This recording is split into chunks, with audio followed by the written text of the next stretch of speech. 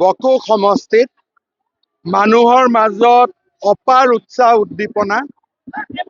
মই নিশ্চিত যে আমাৰ দলৰ প্ৰাৰ্থী ৰাজু মেছ AGP যৌথ মঞ্চ আৰু BPFৰ সমৰ্থিত প্ৰাৰ্থী NDAৰ প্ৰাৰ্থী ৰাজু মেছ বিপুল ভোটত বিজয়ী হ'ব। বকোৰ কাৰণে মই আজি কৈছো 200 কোটি টকাৰ এটা স্পেচিয়েল পেকেজ দিম, ৰাস্তা ঘাট বনাব আৰু বকোত আমি এখন ভাল ইনষ্টিটিউট দিব যত্ন কৰিম যাতে বকো সমষ্টিটো আগবাঢ়ি যায়। 90 পৰা 100 খন আৰু এক্সট্ৰিম যদি ভাল হয় 101-2 লৈকেও যাব পাৰে, কিন্তু 90ৰ তলত নহয়, সেইটো কনফাৰ্ম। যুঁজ লাগে নেকি মিটিংখন দেখিলে কিবা যুঁজ হ'ব বুলি?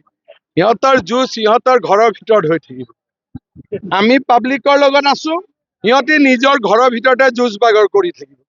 সিহঁতি কয় যুঁজ এখন হ'ব, আমি কওঁ যুঁজ এখন নহয়, আমি জিকিম। যুঁজা আৰু জিকাৰ মাজত পাৰ্থক্য আছে। যোনে অলিম্পিকত গ'ল্ড মেডেল পায় সি কয় মই মেডেল লৈ আহিম। যোনে গ'ল্ড মেডেল নাপায়, মা গ'ল্ড মেডেল পাবিনে? মা ট্ৰাইটো কৰিম। ইহঁতি আছে ট্ৰাই পাৰ্টিত, সেইকাৰণে কয় আকৌ এবাৰ যুঁজ এখন হ'ব, তাৰমানে ট্ৰায়েল। আমি কৈছো আমি ফাইনেল, আমি জিকিম, কাৰণ ৰাইজ আমাৰ লগত আছে।